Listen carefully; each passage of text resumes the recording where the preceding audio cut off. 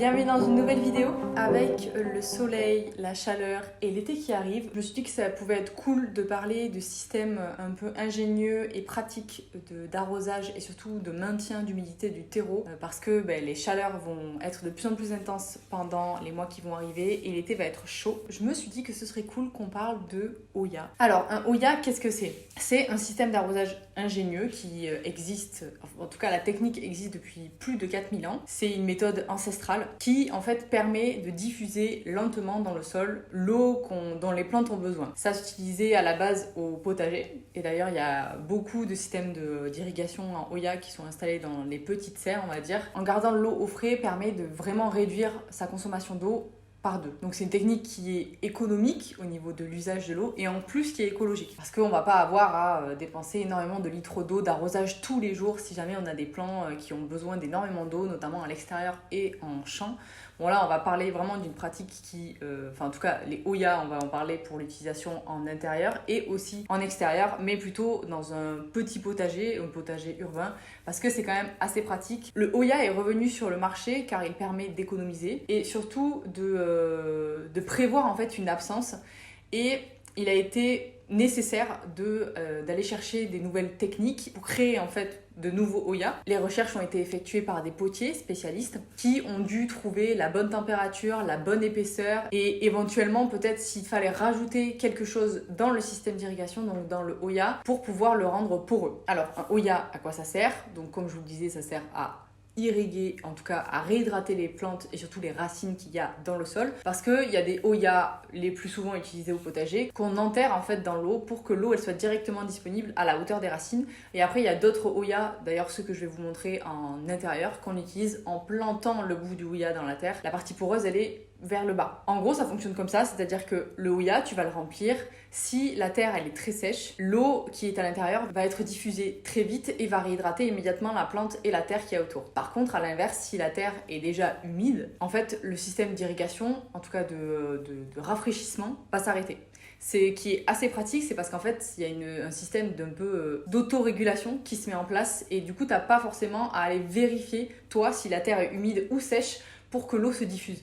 Ça se fait tout seul. Et c'est cette autorégulation qui est vachement recherchée chez l'Oya. On a un petit capuchon qui permet à l'eau de ne pas s'évaporer aussi, parce que mettre une grande quantité d'eau dans un endroit, forcément il va y avoir de l'évaporation. Et les radicelles elles vont venir se rapprocher en fait du système où il y a l'eau, comme quand il y a des herbes ou des arbres autour d'une rivière.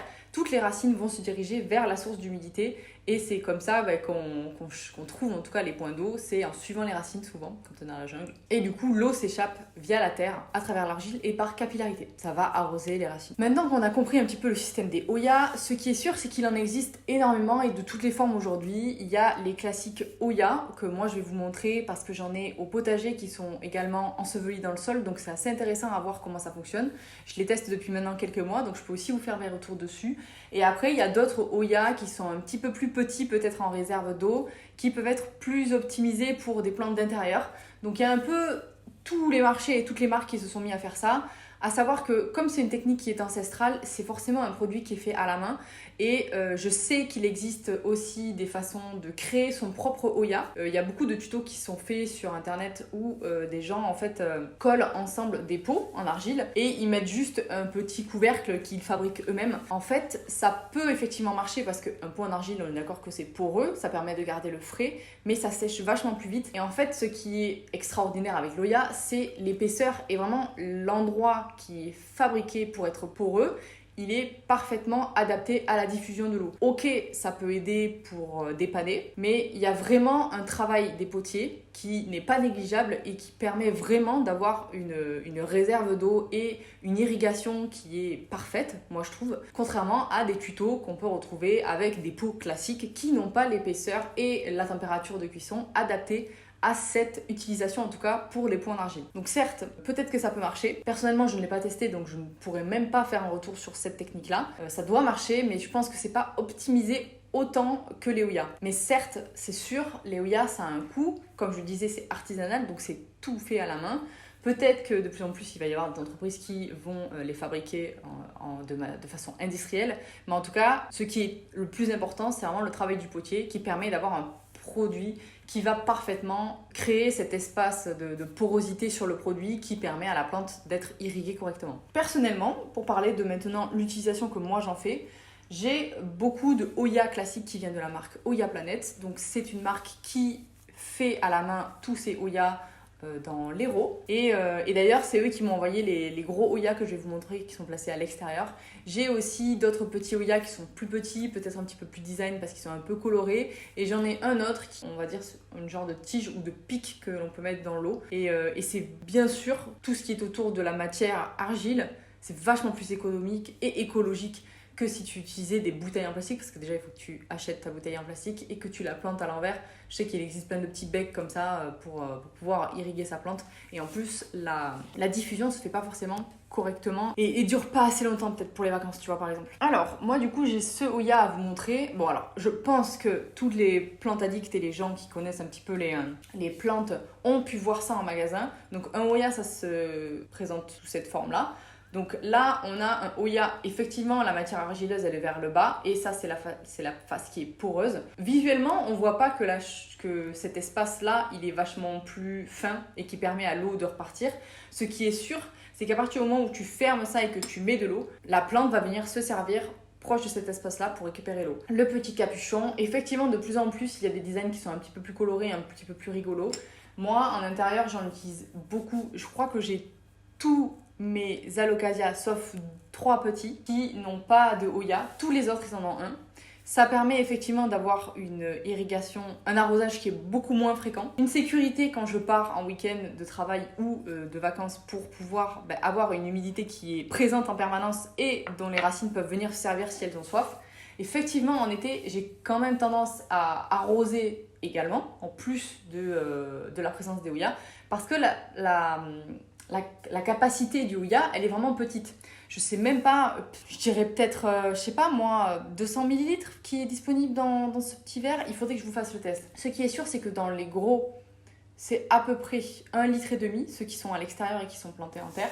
Et après, comme je vous disais, comme j'en ai différentes tailles, je me rends pas trop compte, mais en été, c'est sûr, c'est un supplément. C'est une aide à l'irrigation de mes plantes. Et par contre, en hiver, c'est quelque chose que j'utilise en permanence. J'arrose beaucoup moins régulièrement mes alocasias, parce que les alocasias, c'est des plantes qui peuvent se mettre en dormance, qui n'ont pas besoin de trop d'eau, parce que sinon le bulbe peut pourrir. Donc c'est vraiment une solution que j'utilise beaucoup en hiver, c'est-à-dire que le Oya, il est là tout le temps. Je ne m'amuse pas à retirer les Oya des plantes. Quand une plante a un Oya attribué, elle la garde parce qu'elle en a besoin et parce que j'ai trouvé qu'elle en avait besoin. Et du coup, en hiver, je remplis uniquement les Oya et je n'arrose plus, surtout les alocasias. Ça me permet d'avoir une tranquillité, ça c'est sûr. Parce que vraiment, il y a beaucoup de personnes qui ne comprennent pas trop le système de croissance et de vie d'un alocasia. C'est compliqué, chaque variété a sa façon de vivre aussi. Mais les Oya me permettent d'éviter en tout cas de faire pourrir mon rhizome, qui est souvent un des gros fléaux de l'hiver, c'est qu'on arrose trop nos plantes alors qu'elles ont besoin de beaucoup moins d'eau, parce qu'il y a moins de lumière et qu'elles font moins la photosynthèse. Je m'égare. En tout cas, c'est l'utilité que j'en fais en intérieur. Je sais que maintenant, j'en ai aussi rajouté deux même, sur mes grosses plantes, parce que c'est vraiment des plantes qui ont beaucoup plus de racines en volume. Et du coup, je les utilise également sur ma grosse Monstera variegata et mon gros Dieffenbachia qui est dans ma chambre. C'est des plantes qui, au vu de la consommation qu'elles ont d'eau en général, ça me permet d'avoir déjà une économie et en plus d'être rassurée sur le fait de, bon, elles ont leur Oya, donc en fait, si je les oublie un petit peu, c'est pas bien grave. Voilà. On va passer sur le balcon pour que je vous montre les petits Oya à l'extérieur. Donc en fait, moi j'ai placé des Oya dans mes carrés potagers. J'ai pas pu en placer dans celui des fraises parce qu'en fait il est déjà bien complet et que j'ai pas envie de retirer les pieds. Donc j'en ai un qui est présent au niveau des tomates. Donc en fait je l'ai vraiment mis au centre et du coup il permet d'irriguer le petit carré qu'il y a là. Donc comme je vous disais, il y a un petit couvercle comme ça et l'Oya est placé au milieu. Franchement au niveau de la chaleur, je pense que j'ai tendance à remplir mes Oya au moins tous les 3 jours là en ce moment. Et là je pense qu'il me semble que je l'ai rempli il y a 2 jours et il est pas encore à la moitié, mais il va falloir que je le re-remplisse. Celui-ci, je l'ai rempli tout à l'heure, donc il est plein. Voilà. Donc c'est des gros Oya comme ça. Ils vont jusqu'au bord, jusqu'en bas du bac. Le bac fait 30 cm de profondeur. Donc c'est la première année que je teste ça au potager et je pense, en tout cas pour l'instant, je suis vraiment très contente du résultat. On verra, mais je trouve que déjà mes pieds mes plants en tout cas de légumes, ils vont vachement mieux, ils sont vachement moins secs. On verra quand je m'absenterai beaucoup plus longtemps, mais je suis presque sûre que ça aide de fou, quoi. Voilà, punaise. Donc je vais aller rajouter de l'eau. Le citronnier, c'est une plante méditerranéenne qui est très très gourmande en eau. Je l'arrose très régulièrement et en plus, il a besoin d'énormément de nutriments. Donc je pense qu'un Hoya, ça lui fera vraiment pas de mal. Donc des Hoya comme ça, c'est la première fois que j'en mets un sur une plante d'extérieur, vu que j'utilise tout à l'intérieur. Je me suis rendu compte que j'avais oublié de vous parler de la fréquence de remplissage de mes Hoya. Je dirais en hiver que je les remplis au moins une fois par semaine. Après, peut-être que je les regarde pas assez régulièrement parce que du coup, contrairement à l'été où je les remplis presque 2 à 3 fois par semaine, l'hiver, j'ai quand même tendance à moins regarder mes plantes parce que je les arrose moins régulièrement. Mais c'est sûr qu'en été, j'arrose en plus de remplir le Hoya. Donc, je dirais au moins une fois tous les 2-3 jours, au moins. Surtout les petits. Les petits, je les regarde encore plus régulièrement parce que c'est souvent des plantes auxquelles je dois porter plus d'attention. Et je me dois de remplir plus régulièrement le Hoya pour justement que la plante elle ne souffre pas de manque d'eau, surtout en été. C'est la période pendant laquelle elle est censée être de plus en plus belle et de plus en plus fournie. Donc en été, j'évite d'oublier de remplir les Hoya. Au pire, je manque l'arrosage, tu vois. Mais par contre, je n'oublie pas de remplir les Hoya. Sinon, pour vous montrer un petit peu, donc là on a un alocasia avec un Hoya, un gros alocasia avec un gros Hoya aussi, un autre alocasia avec un Hoya, et après on a une grande famille de Hoya juste là. Donc là on en a un qui est plus petit en quantité, un autre ici, et là pour ma grosse monstera quand je vous disais. Ensuite voilà, mon gros Dieffenbachia il en a un, ce qui me permet d'avoir un petit peu moins d'arrosage à lui apporter. Et mon Birkin, il en a un aussi parce que je me suis rendu compte, en fait, déjà, j'arrosais pas assez régulièrement, alors qu'il fait vraiment chaud dans ma chambre. Et vraiment, les bouts, ils commençaient à sécher et je me suis dit, essaye un Hoya. Il est assez pratique celui-ci parce qu'il est vertical, donc ça permet, quand tu as un petit pot, de le placer quand même. Donc franchement, pour l'instant, je suis assez contente du résultat. Ça fait une bonne année qu'il l'a et il se porte très très bien.